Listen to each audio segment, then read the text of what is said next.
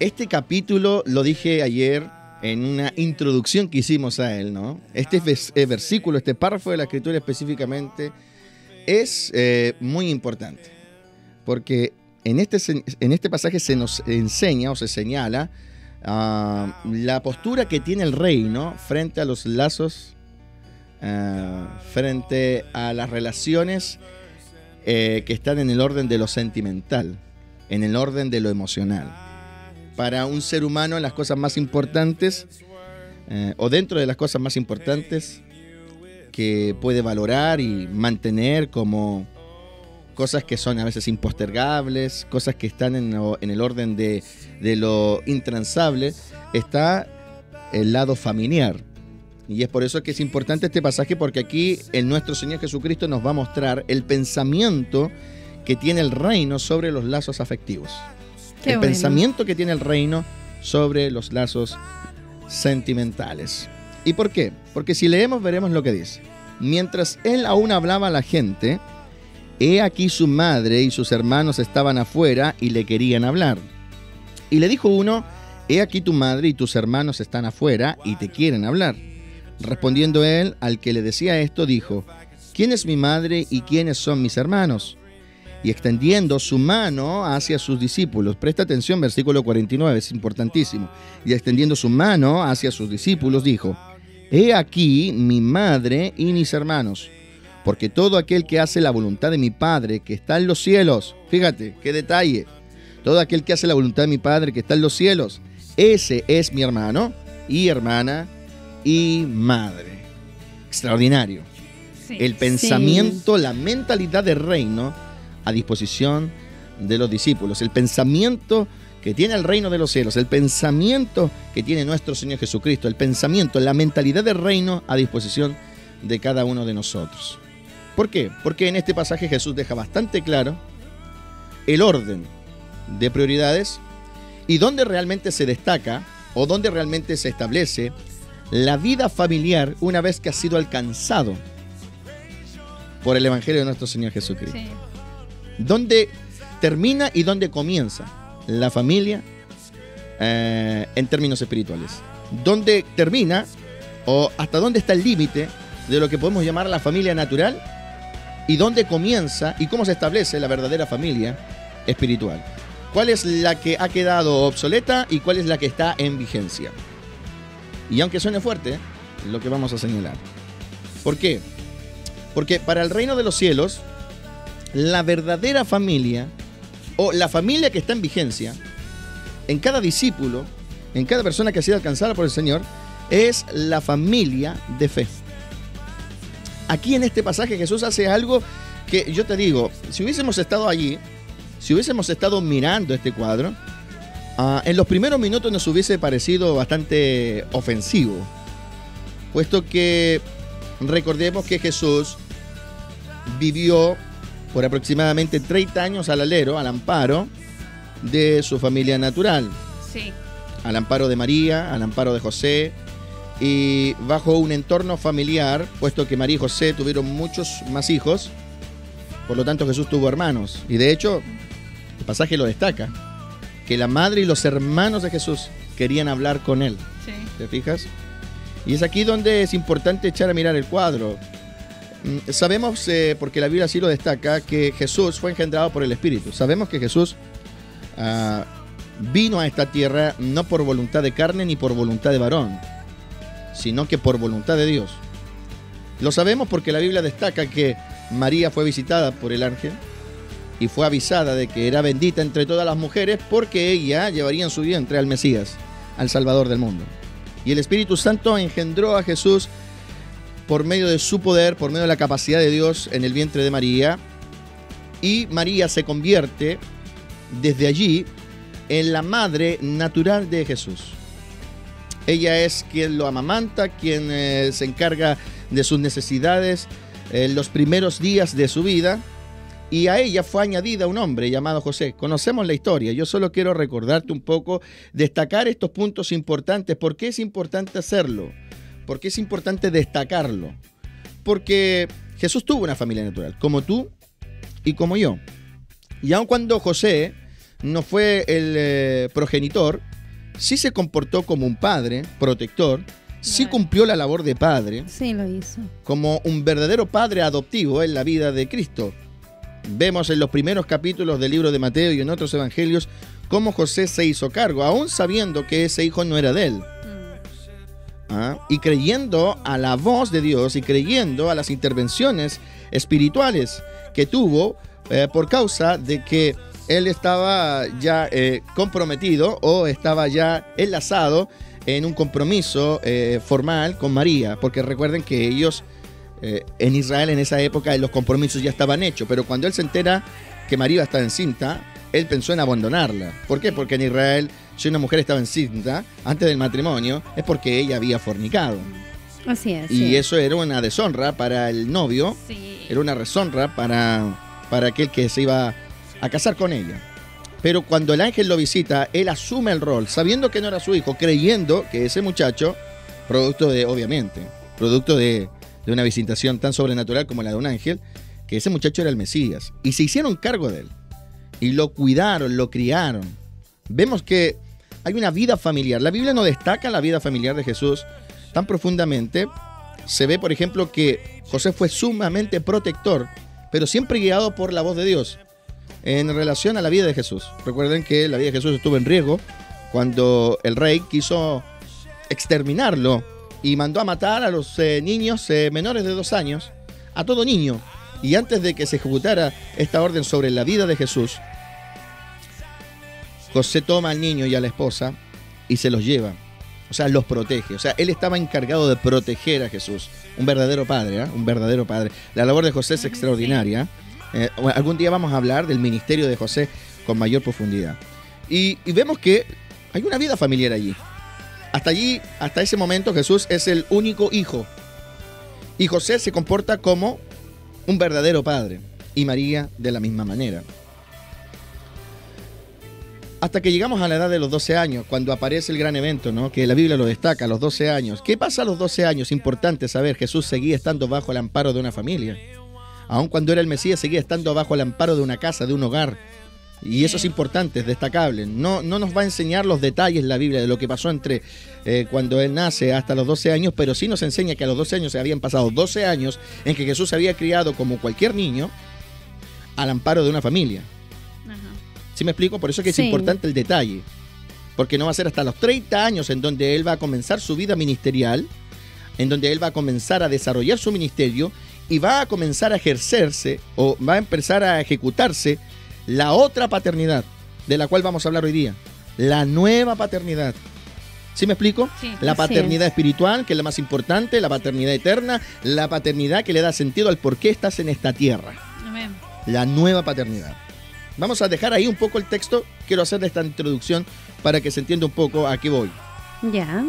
Y por qué aquí en este pasaje Jesús es tan, no sé, tan radical en hacer la diferencia entre lo que fue su familia y la que es hoy su familia. Porque si vamos al texto que ya leímos, oye, el texto te muestra que las cosas son así. En ese pasaje se te muestra la que fue su familia y la que es su familia. Ajá. Entonces yo te les decía, si hubiésemos estado allí, en los primeros minutos nos hubiese parecido ofensivo. ¿Por qué? Porque él estaba desconociendo a un grupo de personas muy importantes en su vida. A un grupo de personas que fue muy importante en su vida. Está haciendo una línea divisoria y uno se pregunta por qué razón está haciendo esa línea divisoria. Porque no es simplemente decir, oye, díganle a mi mamá o díganle a mis hermanos que más rato voy y hablo con ellos. No, Jesús allí se toma el tiempo, una verdadera escuela para sus discípulos y para la gente que lo oye y se pregunta quién es mi madre y quiénes son mis hermanos. Si tú estás ahí y tú conoces a María, cosa que la gente sabía, recuerden que la gente decía, no es este hijo de María, no es este hijo de José, la gente sabía de quién era hijo. ¿Ok? Bueno, si hubiese estado alguien allí que conociese, ¿no? Que conociese un poco a Jesús, hubiese dicho, ¿cómo que quién es mi madre y mis hermanos? Está claro que ella es tu madre. Por 30 años lo ha sido. Lo sabemos. Por 30 años ha sido tu madre. Es la que te parió. Claro que es la que te dio a luz. ¿Cómo que quiénes son mis hermanos? ¿Jugaste con ellos? A la bolita, no sé, a las canicas, a la payaya, no sé qué juegos habrían en la época. No sé qué juegos habrán habido en la época, pero yo creo que Jesús, y esto se los digo en base a mi creencia, eso no lo puedo afirmar porque no hay registro bíblico, y nosotros no hablamos donde la Biblia no habla, ¿cierto? Pero por lo menos, por lo que la Biblia te deja entrever, ¿no? Jesús fue un niño normal. Tiene que haber jugado, porque se ve una vida normal en cuanto a lo familiar. Por eso que no hay detalles. No sé si me explico. Si Jesús se hubiese manifestado en un poder sobrenatural, no sé si me explico. Porque hay películas que lo proponen, y lo voy a decir con toda su letra. Hay películas o hay ideas que se proponen dentro de la iglesia que Jesús, no sé, a veces estaba jugando con un charco de agua y lo abría, ¿no? O a veces estaba jugando con piedra y las hacía levitar a los 3, 4 años y sus padres lo miraban y decían, es el Mesías. No, eso no existe, porque eso no es bíblico. Así es. Y si Jesús lo hubiese hecho, estaría registrado. Porque hay un evento en donde Él se manifiesta de una manera tan distinta a la de un niño normal, cuando Él decide quedarse en el templo. Ahí vemos una acción distinta a la de un niño normal, y la Biblia la cuenta. O sea, si Jesús hubiese tenido muchas acciones anormales en el sentido de lo que es las acciones de un niño de 12 años, o de un niño de 8 años, la Biblia te lo contaría. Pero la Biblia no te lo cuenta. ¿Por qué? Porque hay solo un evento en donde Él manifestó una idea distinta a lo que es un niño normal. No sé si me explico. Sí, se entiende muy bien. Y bien. ese hecho está registrado. Sí. ¿Por qué no hay más hechos registrados? Entre los, 1 año y 30 años. Porque Jesús fue una persona muy normal. Y eso es lo que tenía que hacer. Eso era lo que tenía que hacer. Por eso que la Biblia dice que Él decidió sujetarse a sus padres. Después de ese evento de cuando Él se queda en el templo a los 12 años. Entonces, yo creo que Jesús fue muy normal cuando niño. Fue un niño normal, porque no se podía manifestar, porque no era su tiempo. Fíjense ustedes, Él después de grande lo manifiesta con su boca. Cuando María quiere adelantarse al tiempo, y Él le dice, ¿qué tienes conmigo, mujer? Todavía no es mi tiempo. Sí, ¿Ves? Entonces Él tenía muy claro que Él no podía manifestarse como Dios, porque todavía no era su tiempo. Así que yo puedo afirmar, aun cuando la Biblia no lo dice, pero esto es lo que yo creo. Ustedes pueden decir, usted está loco o no. Eso ya queda a criterio de la gente que está escuchando. Pero yo les puedo decir, basado en lo que yo analizo de la Biblia, basado en lo que yo leo de la Escritura, que Jesús fue un niño muy normal hasta los 30 años. Con solo un evento anormal. Anormal en el sentido de hacer cosas distintas a las que haría un niño de 12 años. Bueno, no sé, en esta época un niño de 12 años... En esta época podría ser más común. En esta época los niños de 10 años se escapan de la casa. No, Jesús no se escapa de la casa, sino decide quedarse en el templo y tener una conversación y una charla importante con los eruditos del lugar. Pero ese es el único evento, ¿no? Donde Él te muestra, oye, estamos hablando de Dios. Sí. Estamos hablando de que Dios está encarnizado ahí. Pero es el único evento. Sí. Entonces Jesús tiene que haber jugado con su hermano y no haciendo levitar las piedras, no sé qué sé yo, no haciéndolos caminar por las aguas, no. Como un niño muy normal. Como un chico muy normal. Lo que le tiene que haber significado tanto a María como a José y al entorno, haberse acostumbrado a la normalidad de Cristo. Cuando Cristo se anormaliza, yo creo que ahí viene el primer impacto a la familia. Cuando Cristo se anormaliza, o sea, cuando Cristo se vuelve el Mesías y comienza su ministerio de Mesías, a recordar todas las intervenciones de Dios en la vida de ese muchacho. Porque ahí hay otra cosa muy importante. Cada vez que Dios habla a la vida de José está registrado.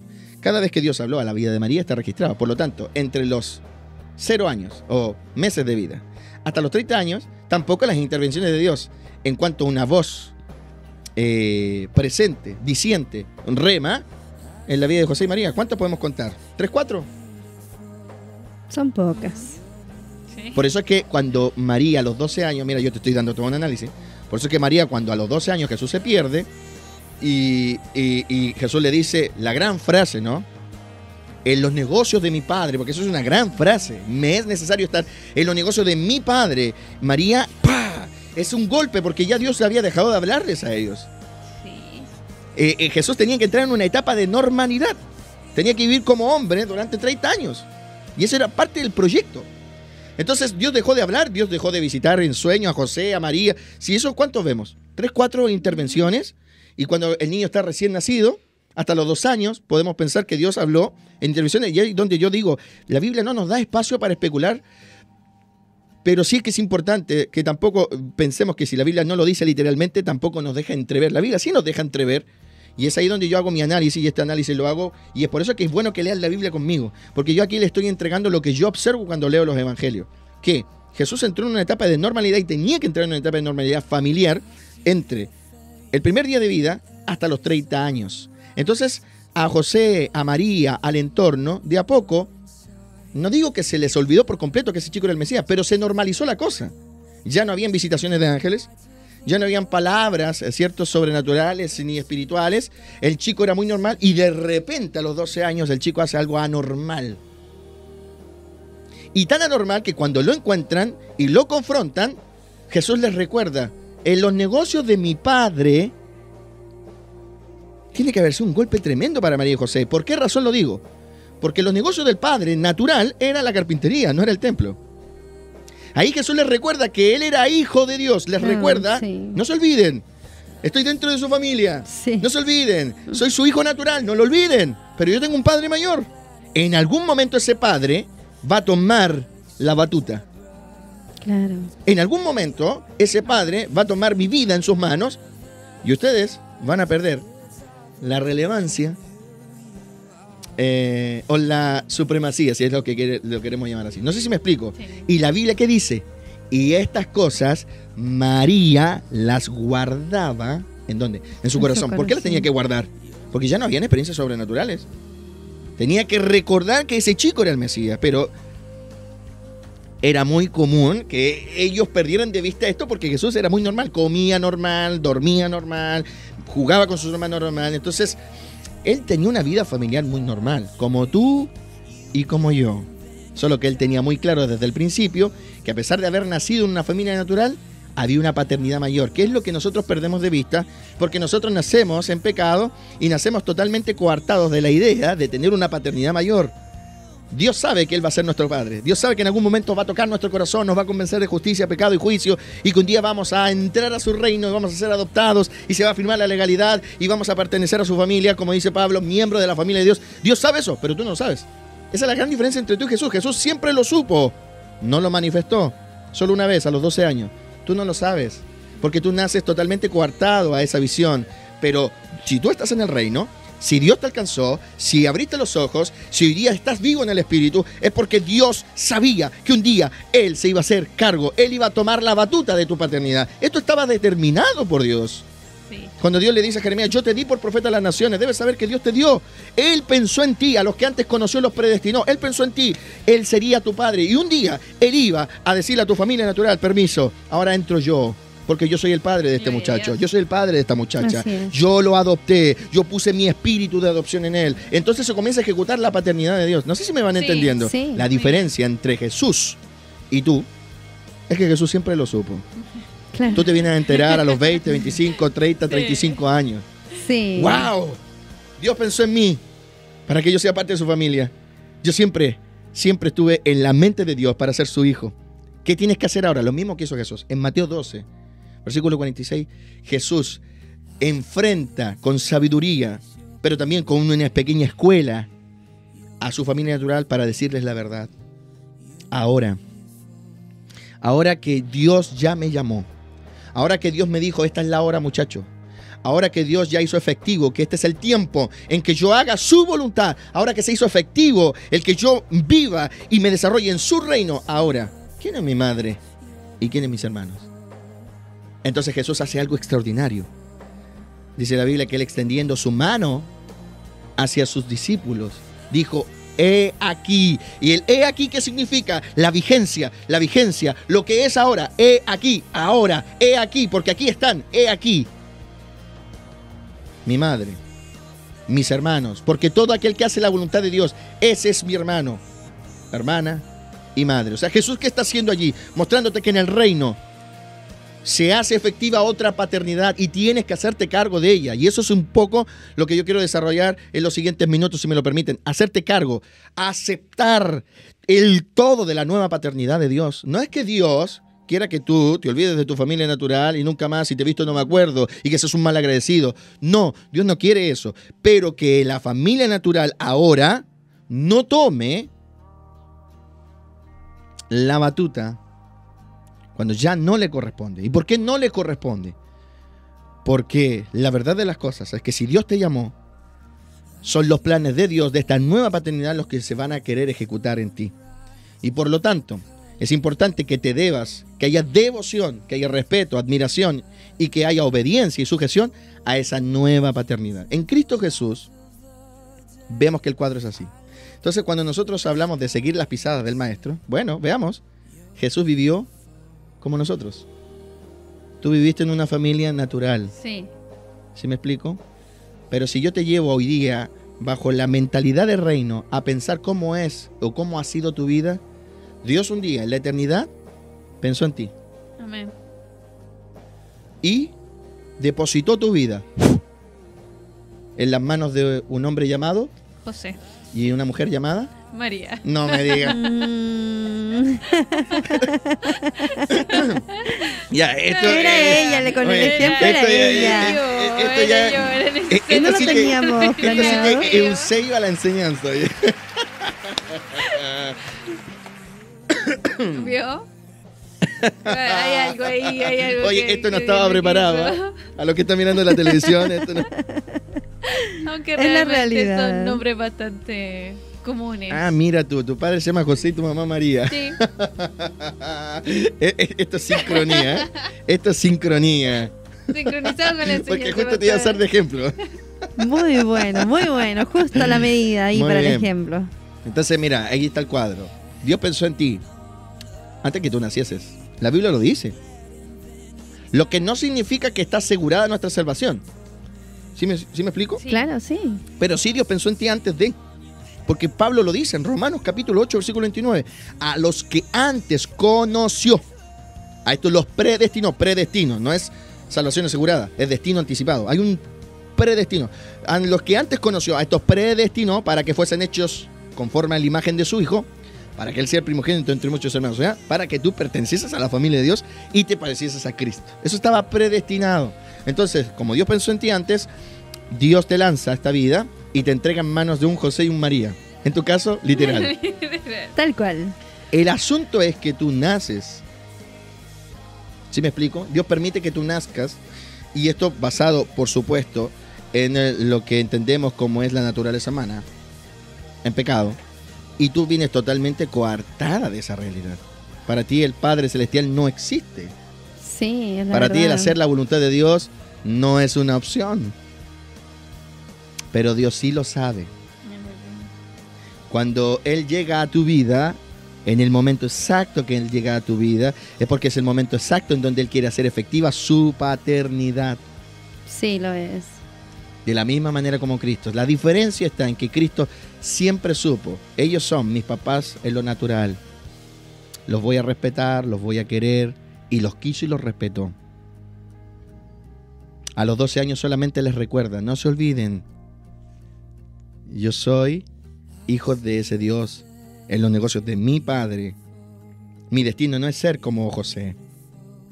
Mi destino no es hacer lo que María quiere de mí, porque todo padre y toda madre tienen en su idea la proyección de sus hijos. Sí. Así No hay es. padre que no quiera colocar su proyección en sus hijos. Es común, sí. El padre va a querer que tú seas una cosa, la madre va a querer que tú seas otra cosa. ¿Sí me explico? Y Jesús dice algo importante, los negocios de mi padre. Tenía 12 años de edad, señores, 12 años de edad. Y Jesús les está recordando, a María por lo menos le está recordando, María, eres mi madre, José es mi padre, lo natural. Pero no te olvides, yo solamente estoy prestado a ti. Solamente he sido puesto para que tú me administres. Hay una paternidad mayor. Yo no estoy para seguir los pasos de José. Voy a aprender carpintería, pero no seré carpintero en mi vida. ¿Sí me explico? Voy a Sí. hacer todo lo que hace un chico hasta los 30 años de edad. Voy a hacer todo lo que hace un muchacho. Voy a hacer todo lo que hace una persona hasta su mayoría de edad, hasta que Dios me llame. Pero el día en que Dios me llame, ese día, si hay que poner en la balanza, te digo, mi llamado es más importante.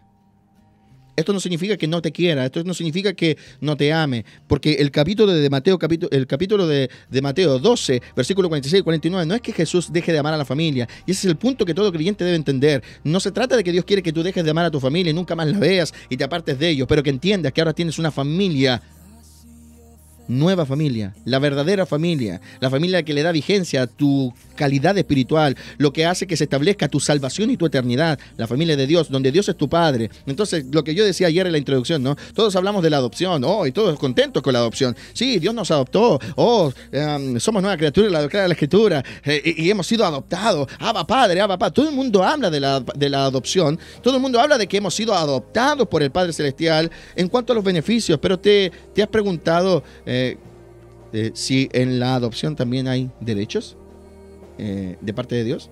Siempre exacerbamos los beneficios que tenemos por haber sido adoptados por Dios, pero ¿cuánto hablamos de los derechos que tiene Dios por habernos adoptado? Y uno de los derechos más importantes, y con esto dejo para que vamos a la pausa musical, uno de los derechos más importantes que tiene la adopción en Dios, oye, te digo, están los beneficios, ser heredero y coheredero con Cristo, tener la protección, la bendición, tener el sustento, tener todo a tu favor. Sí. Porque el Padre Celestial sabe de qué cosas tenés necesidad. O sea, tener todo a tu favor. Porque cuando tú vienes al reino y la paternidad de Dios se establece sobre ti, la paternidad de Dios, tienes todo a tu favor. Todo a tu favor. Porque Dios se hace cargo como Padre. Imagínate. Sí. ¡Wow! El nivel. Pero, al mismo tiempo, debemos saber y entender que Él tiene derechos. Los tiene. Y uno de los derechos es supremacía paternal.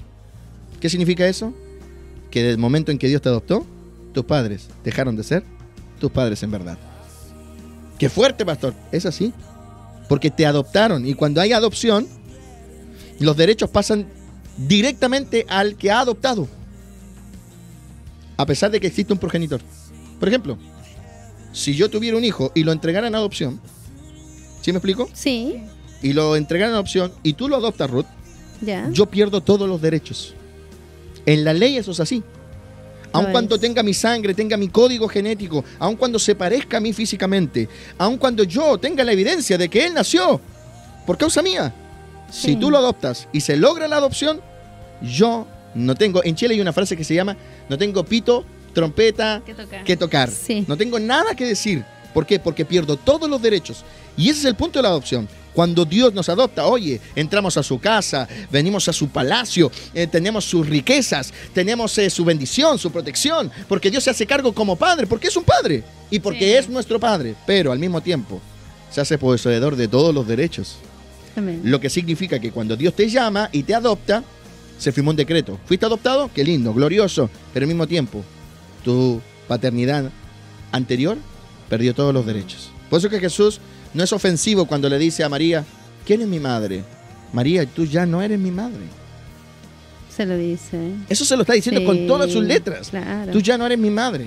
O sea, no voy a desconocer que nací en tu casa, no voy a desconocer que mamé tus pechos, no voy a desconocer que me mudaste, que me criaste, que me alimentaste y te quiero. ¿Por qué te quiero? Porque has sido la persona que administró mi vida, has sido la persona que me cuidó para Dios, pero ya no tienes derecho sobre mí. Te respeto y te quiero. Y eso es lo que Jesús muestra. Jesús muestra un respeto tremendo por María. Al punto de que cuando Jesús está en la cruz del Calvario, se la entrega a Juan para que la mujer no quede ni desprotegida ni abandonada. Para que, en otras palabras, cuando no esté José, la iglesia, mi iglesia, se haga cargo de aquella que se hizo cargo de mí cuando yo era pequeño. Sí. Jesús hace algo extraordinario en la cruz del Calvario. Lo que muestra claramente que Jesús seguía mirando a María como su progenitora, como la persona que Dios había usado, pero bajo ningún punto de vista dejó que María ni molestara, ni estorbara, ni decidiera en su ministerio. ¿Quién es mi madre y mis hermanos? Esa es la gran pregunta que resolvemos a la vuelta.